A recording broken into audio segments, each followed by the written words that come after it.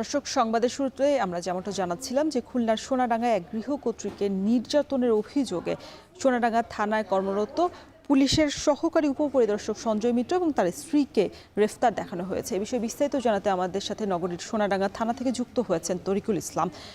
তরিকুল, সকালেই তো গৃহকর্ত্রীর মা বাদী হয়ে একটি মামলা দায়ের করেছে, সেক্ষেত্রে এখন কি অবস্থা? এই দুই দম্পতির বিরুদ্ধে কি ধরনের ব্যবস্থা নেওয়া হচ্ছে, বিস্তারিত জানাবেন।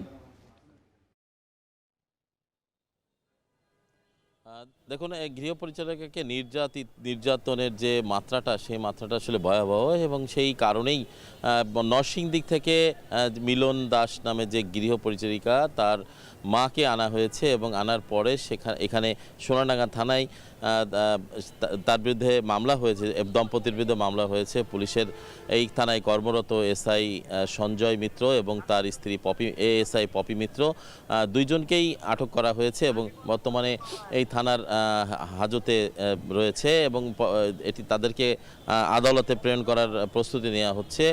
বিশেষ করে সঞ্জয় মিত্রকে পাঠানো হবে আজকে, আর পপি মিত্র তিনি অসুস্থ হওয়ার কারণে তাকে খুলনা মেডিকেল কলেজের প্রিজন সেলে তাকে সেখানে ভর্তি করা হয়েছে এবং সেখানে চিকিৎসা দেওয়া হচ্ছে।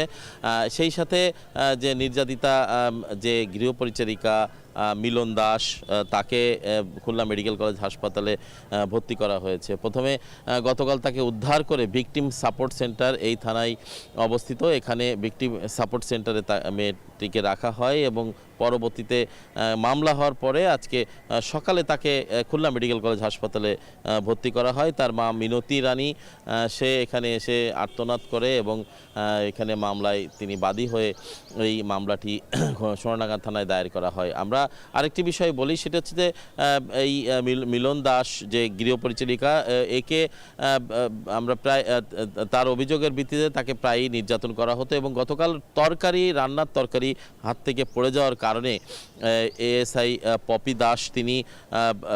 পপি মিত্র তিনি তাকে গৃহ পরিচারিকাকে কড়াই দিয়ে তাকে তার শরীরের বিভিন্ন স্থানে ছ্যাঁকা দেয় এবং চোখে আঘাত করে, মুখে আঘাত করে এবং সেখানে ক্ষতর চিহ্ন তৈরি হয় এবং মারাত্মকভাবে জখম হয়।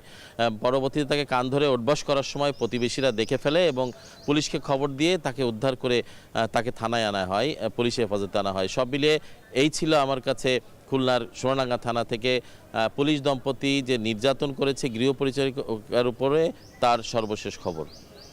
খুলনা থেকে যুক্ত ছিলেন সহকর্মী তরিকুল ইসলাম।